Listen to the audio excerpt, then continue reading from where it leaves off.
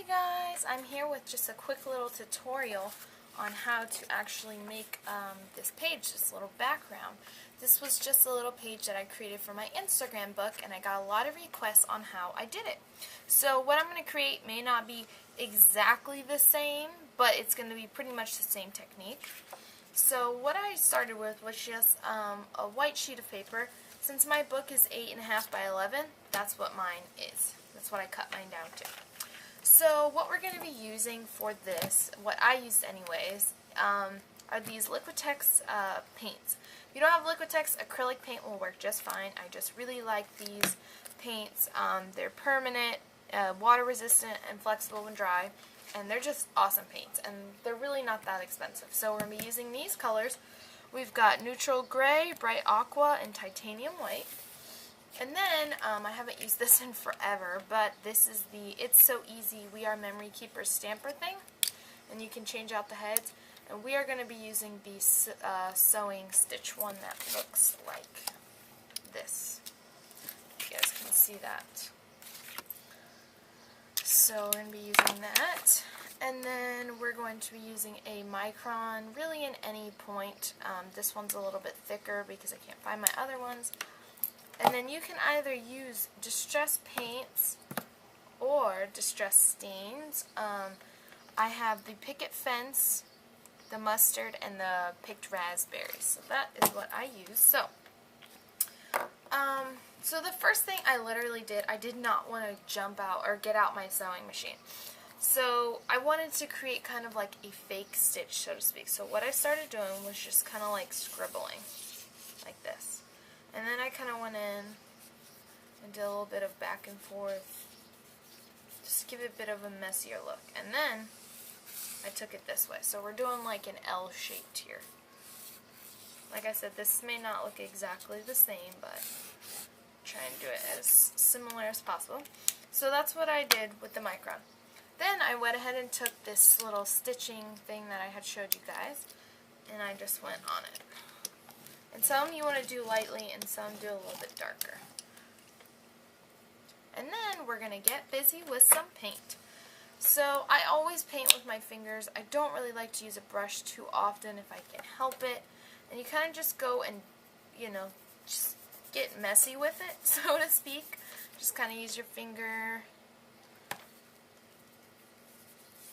And then we're going to kind of like blend different colors. So how about a little bit of gray.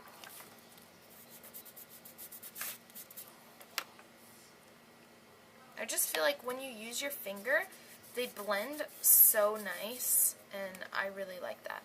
And then we're going to go in here with the picked raspberry and kind of just, you kind of got to be quick so you can smooth it around because my paper is not gessoed or anything.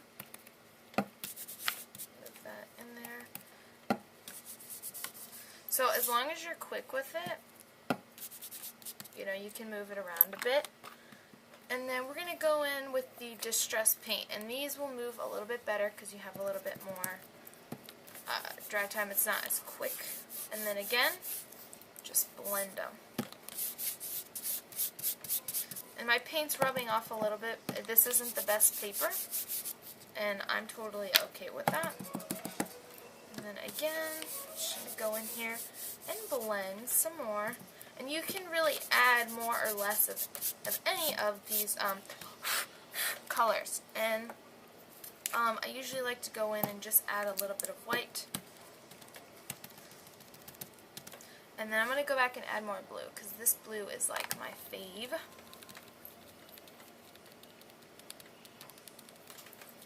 So I'm going to go in and add, and that's a great thing working with paint is like, you can't necessarily take away, but you can always kind of cover it up. And I like adding paint on top of paint because you can see the layers. It kind of creates a layer because they'll show through each other. So for right now, I'm done with the paint. Now what I'm going to do is use my distress stain here, the picked raspberry, and we're going to create some dots along the way. So these ones, I like to do 3 dots. It works well with the eye. So we're going to do a couple spots of like 3, and then maybe a couple like random ones. So, a to let that dry for a sec, but you can see. And you could do like 2 big ones and a small one like I did, just don't push down as hard. So then what I do is I go in with the white distress, I think it's the stain that I use. We'll find out here in a sec. Yeah, it's definitely the stain white one I used. I kind of just put a little bit over it, and if that's too white for you, you can kind of go in and blend. I kind of like it. You can see it now. There it is. So we're going to let that dry for a sec. You could totally get out the heat gun, but I don't have mine out right now. But once that's dry, we're pretty much just going to go in and outline and highlight some of these circles. But really, that's the basic technique. And then what I went ahead and did is I just took some tissue paper, crumpled it up, used a liquid glue so I could crumple it some, put my picture, and did my words. And a lot of you guys did ask what kind of letters these were. And these are the American Craft Remarks letters. It's like a huge pack. You get over 1,000, and you get like white, black, uppercase, lowercase, and they sell these at Michael's for pretty inexpensive, and I absolutely love these. So they're not thickers, they're just stickers, but they are awesome, awesome, awesome. So as you guys might or might not be able to see, this side I actually painted, and then I put the letters down. And I actually didn't even have this part on here yet. But once I got this part down, I was like, it needs to go this way. I need the eye to flow more. So I actually had already had the within down. So then I went back and added the paint.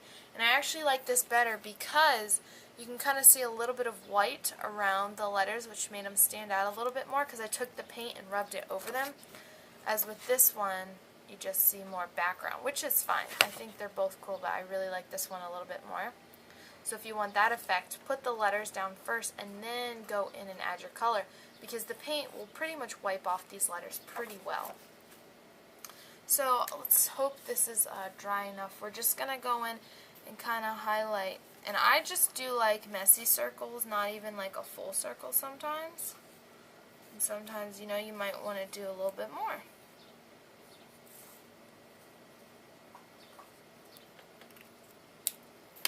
There, I just kind of went in, highlighted some circles here. Just made them stand out a little bit more.